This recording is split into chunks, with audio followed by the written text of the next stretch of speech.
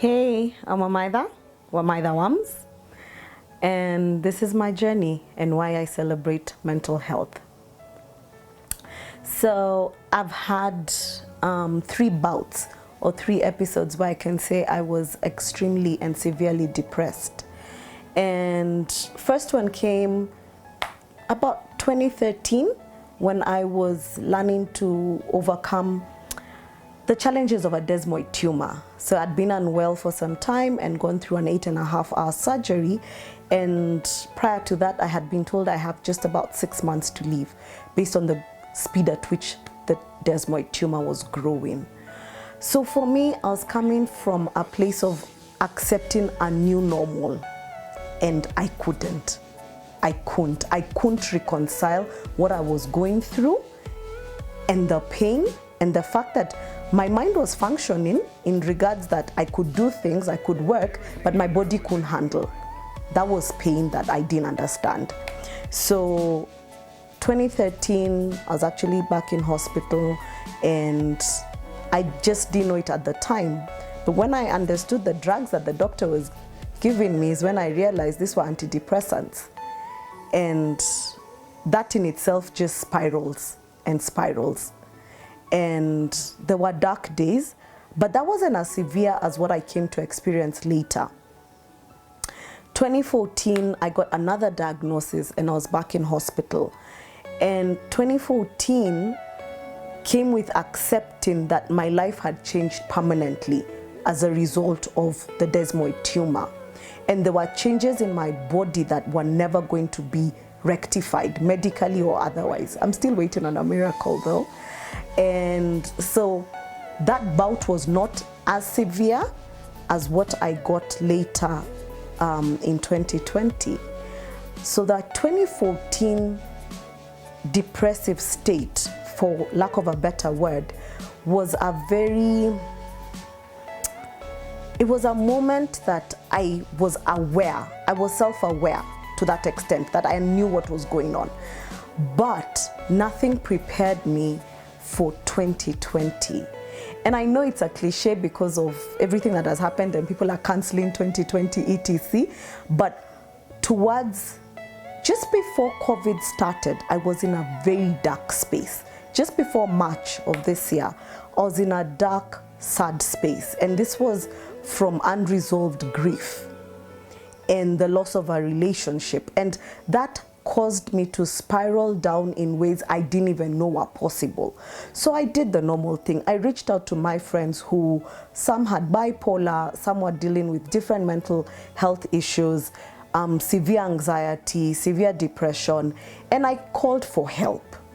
But I still wasn't getting something that was calming me down, bringing me back to the Wams I knew. I was still on my medication, but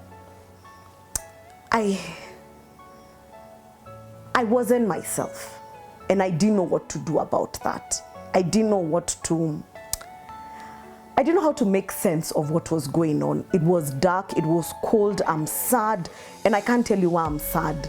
You know, you feel like you can't get out of bed and you don't even have a reason. But you see, because my family knows about my physical limitations because of the desmoid tumor, it was assumed that I can't get out of bed because I'm physically ill. So when someone asks you, are you feeling unwell, you just say yes, because you don't want to go into explaining that it's not that my physical body is not the one hurting. It's a pain I can't put into words. Day 1, day 2, I wasn't sleeping. Day 3, I'm not sleeping.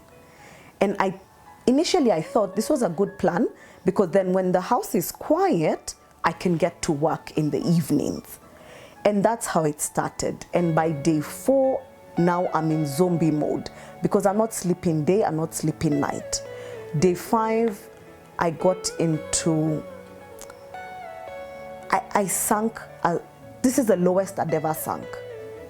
And I called one of my brothers, I called my eldest brother, and I remember the words I told him, daylight has come and I can't stand the light. So I'd watched the whole night run through, and this is morning. I couldn't reconcile this anymore. I'd had it. And he beckoned his wife to call my mom. And so he stayed on the phone with me. And his wife called my mom to take care of me. And my second born bro got me into a cab and I was taken to his house. And I took about 2 weeks to just rest and not think about anything. My bro's wife was looking after my daughter.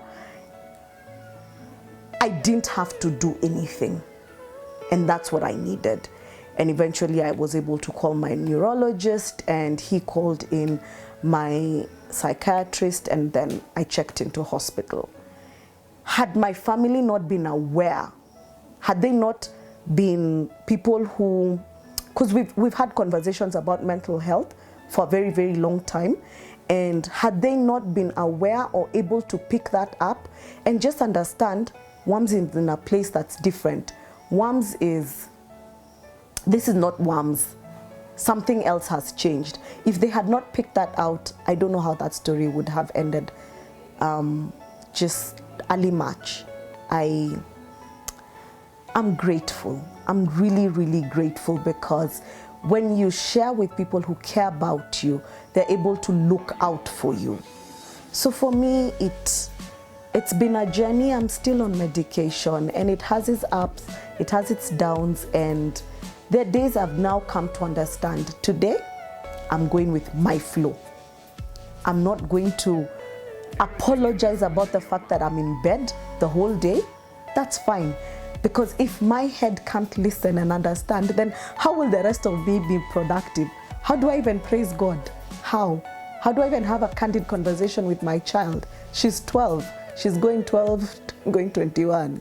You know, how do I then have those conversations? How am I a caregiver for my parents? I live with parents who are both not allowed to go to church under COVID rules because they're, immunocompromised and they're in their 70s. So how do I do that? So I have to take time out for me, and this is why I love this. It is a priority. My mental health is a priority. If I don't take that for myself, then I'm not being a human being who can then take care of another human being or have civil and kind conversations. Take care of your mental health. No one else can do it for you.